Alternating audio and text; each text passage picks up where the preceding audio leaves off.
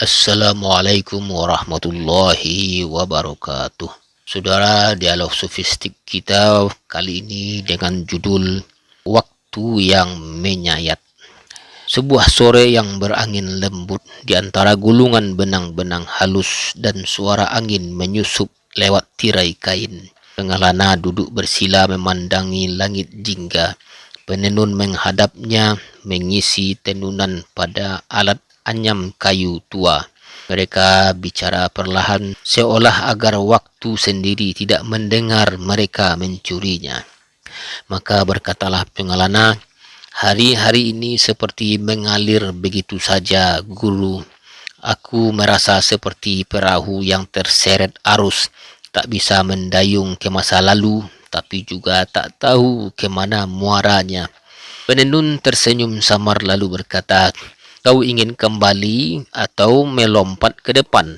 Itu penyakit jiwa yang melupakan satu hal, bahwa ia hanya hidup dalam satu titik, saat ini. Itulah mengapa para sufi berkata, sufi adalah anak dari saatnya. Kata pengelana, anak dari saatnya. Jadi aku bukan anak dari penyesalanku, bukan anak dari rencanaku. Kata penenun, bukan. Kau bukan anak dari apa yang telah mati atau apa yang belum lahir. Kau anak dari yang masih hidup sekarang. Setiap kali kau mencuri waktumu untuk menyesali atau menanti, engkau seperti memakan dirimu sendiri, seperti pisau yang kau genggam dari mata tajamnya. Kata pengelana, aku merasa seolah waktu mempermainkanku, guru. Ia seperti sesuatu yang lembut tapi menakutkan. Hari ini aku begitu tenang, esok aku seakan jatuh. Kata penenun, waktu memang bukan teman yang bisa kau kendalikan. Ia seperti pedang, kata para arif. Bila kau genggam dengan lembut, ia membelah jalanmu. Tapi jika kau menolaknya, melawannya, ia akan mengiris tanganmu sendiri. Kata pengelana, jadi menyerah pada waktu adalah bentuk kepatuhan. Kata penenun, lebih dari itu, ia adalah pengakuan bahwa dirimu tidak lebih dari cermin bagi kehendak ilahi yang tengah menampakkan satu demi satu namanya. Setiap momen adalah hukum yang kau patuhi atau kau abaikan. Kata pengelana, tapi apakah berarti aku tak punya kuasa, guru? Hanya menunggu seperti batu? Kata penenun, tidak.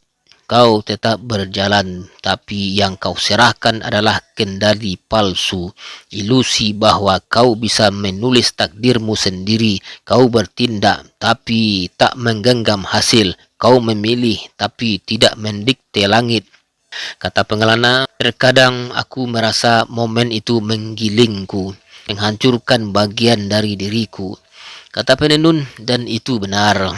Waktu menggiling seperti batu asah yang mengikis sisi-sisi kasar dari jiwamu. Tapi ia tidak membinasakanmu seluruhnya, hanya mengambil serpihan-serpihan yang tidak sejati. Abu Ali Al-Daqqaq pernah berkata, waktu seperti penggiling, ia menghancurkanmu namun tidak menghapusmu sepenuhnya. Kata pengelana, jadi aku akan terus dikikis hari demi hari. Kata penenun, setiap hari datang dan mencuri sebagian darimu. Seperti puisi yang disampaikan para arif.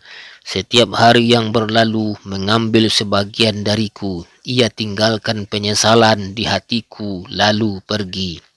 Kata pengelana, apakah akan ada hari yang menyisakan sesuatu yang utuh?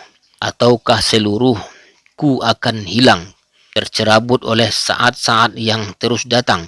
Kata penenun, kau akan utuh ketika hanya yang sejati yang tersisa. Ketika ego yang ingin memegang masa lalu atau merebut masa depan telah sirna. Ketika engkau berdiri tanpa harap kecuali kepada Dia, di sanalah waktumu menjadi waktunya Allah, dan itulah saat di mana kau sungguh hadir. Pengelana sambil menunduk dalam-dalam matanya berkaca lalu berkata, aku ingin menjadi anak dari saat ini, tapi terkadang aku takut kehilangan diriku sendiri.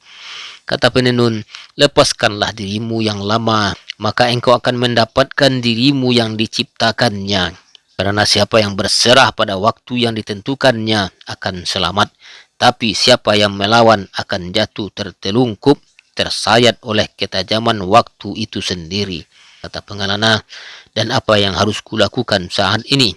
Kata penenun, sujudlah, karena sujud adalah bentuk paling murni dari anak waktu.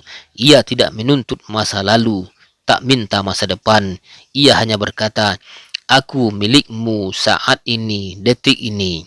Maka detik itu pun menjadi kekekalan. Angin berhenti sebentar, pengelana menunduk lebih dalam, lalu sunyi.